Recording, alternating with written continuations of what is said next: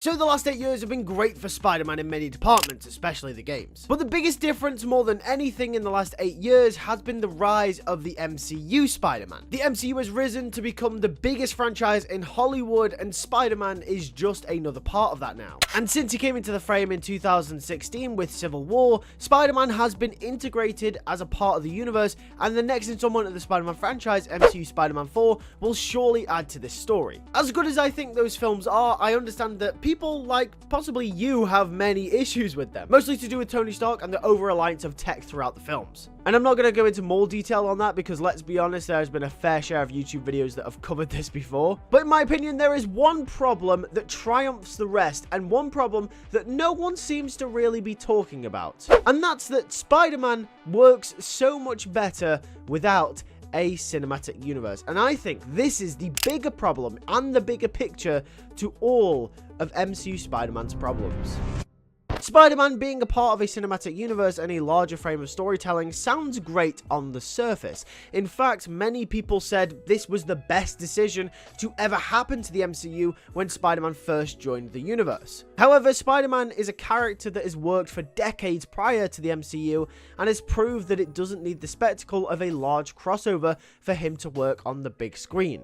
And I'd even argue that this is the most dire and biggest underlying threat of the MCU Spider-Man films above anything else. Even though many people would say this is great, I think this is MCU Spider-Man's biggest flaw in the bigger picture. Most people blame the faults of MCU Spider-Man on Tony Stark, or the tech, or the quirky and youthful nature of Holland's performance, but I'd argue that it's a lot simpler and also a lot more complicated than that at the same time. And to unpack what I mean by that, I think the massive issue overall is the heavy reliance on a cinematic universe, and it does not work for the Spider-Man character. The MCU cannot cease to interfere with the Spider-Man story in some way or another, because if it didn't, then what would be the point of the character existing in the universe in the first place? What would be the point between that deal between Marvel and Sony? What, they're going to come to an agreement to put him in the MCU and then just not have the MCU influence things? That just doesn't make any sense. People blame Tony Stark for the problems of Spider-Man Homecoming and Far From Home, but would the film be any better if the film featured another MCU character? What purpose would Captain America, Thor, or anyone else have other than to upscale the film in the same way that the presence of Tony Stark did? And that's the issue that I'm talking about. It's not Tony Stark. Tony Stark isn't the problem himself. It's the MCU as a whole. Spider-Man should have never joined the MCU in the first place. It's all well and good to have all the other Marvel characters exist within the same universe because their stories, their lore, their villains, their side characters never go as deep as a character like Spider-Man. However, a character like Spider-Man almost has a cinematic universe within itself. There are so many villains and other heroes and other characters that are a part of that mythos that you could integrate into a larger Spider-Man centered story. However, you're trying to take this character that is so deeply rooted in himself and put him in an already fleshed out cinematic universe with loads of other characters. At the end of the day, I think it was the deal between Marvel and Sony that is holding this character back and all the problems that everyone has with him. But Lewis, they could include other MCU characters in the Spider-Man films and still make them better, like Hawkeye or Daredevil. Yes, you are right, but I'm going to explain to you why this is also a problem. Yeah, some of the characters that I've only mentioned so far have been the big hitters of the MCU, like Iron Man, Captain America, and Thor, which obviously are a little harder to incorporate into a Spider-Man film than the likes of Daredevil and Hawkeye, etc. However, I still believe that if you try and include Daredevil and Hawkeye in a Spider-Man film, I still don't think it would work as well as you think it would. You see, this sort of thing has already happened. However, it hasn't happened with another MCU character, it's actually happened with a Spider-Man character. This happened with Mysterio in Spider-Man Far From Home. You see, Mysterio had no right to be in this story, and I'll explain why. One of the main issues I have with Far From Home specifically is the fact that they used this character as the villain when Scorpion was right there. In fact, Scorpion was narratively set up as the main villain for the sequel and never ended up getting used. Bearing in mind, Matt Gargan was a character that had his motive built off from the last film and would have actually been a character that would have been influenced by the hatred he had for Spider-Man. However, we ended up getting Mysterio instead, who had no affiliation to Spider-Man in the first place. Kind of like those other MCU characters that are appearing in these films. But why did Scorpion never get used for this film then, if he was clearly a better choice for the main villain? Well, it's simply because Far From Home had to sculpt itself around the events of the cinematic universe, and that is the deep underlying problem. Mysterio is more of an MCU character than he is a Spider-Man character in Spider-Man Far From Home. He acts more like an outsider in the cinematic universe coming into the Spider-Man film rather than he's a Spider-Man villain. Because Far From Home didn't have the likes of Captain America, Thor, Iron Man. It had Nick Fury and Maria Hill, for God's sake. Like, these characters have appeared in Spider-Man comics and it's worked before. However, this film was shaped so much in the vein of the cinematic universe that it really just kind of fell apart for me. Spider-Man is a character that thrives on his own style of intricate storytelling. He's a character that thrives on plant and payoff. He's a character that thrives on connections and drama. He's a character that internally is crafted to be a soap first and a superhero later. However, the higher-ups that dictate the story of an entire universe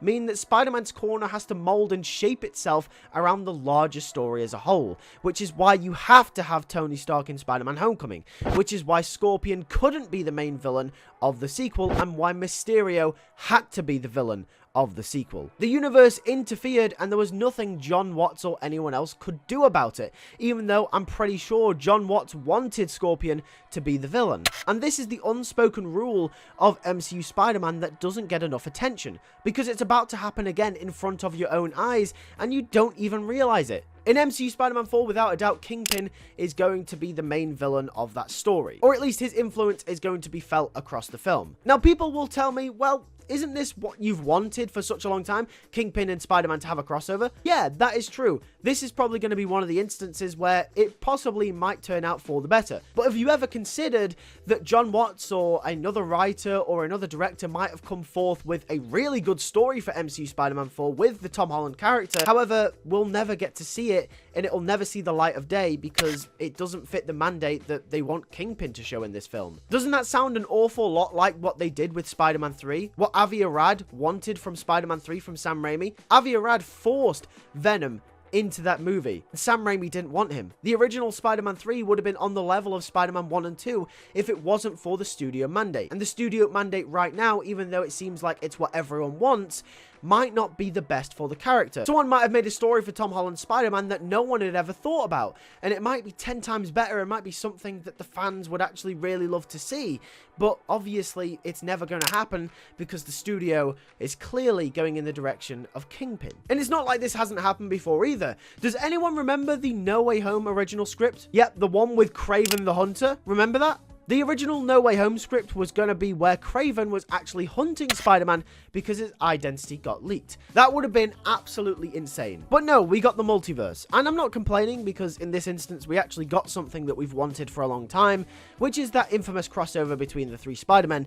But does anyone realize how good Kraven could have been in a story like that? I don't think people do. And does anyone know why it didn't happen? Because the MCU was starting out their multiverse saga, and the third Spider-Man film landed straight in the middle of it. I guess my overall point is if the MCU didn't interfere with the Spider-Man films, then we probably would have got something entirely different. We probably would have been looking at Peter facing Vulture in Homecoming, creating his own enemies and having to face the consequences in Far From Home with Scorpion, only to get his identity leaked in a last sort of revenge for Matt Gargan, for Kraven to eventually end up hunting him for the reward. I mean, that sounds amazing. I don't know why we haven't actually gotten that. So the issue isn't Tony Stark, the issue isn't Nick Fury, and the issue is not, to many people's surprise, the multiverse. The issue is the bigger picture. The issue is the Marvel Cinematic Universe as a whole. Spider-Man simply just does not work in this universe.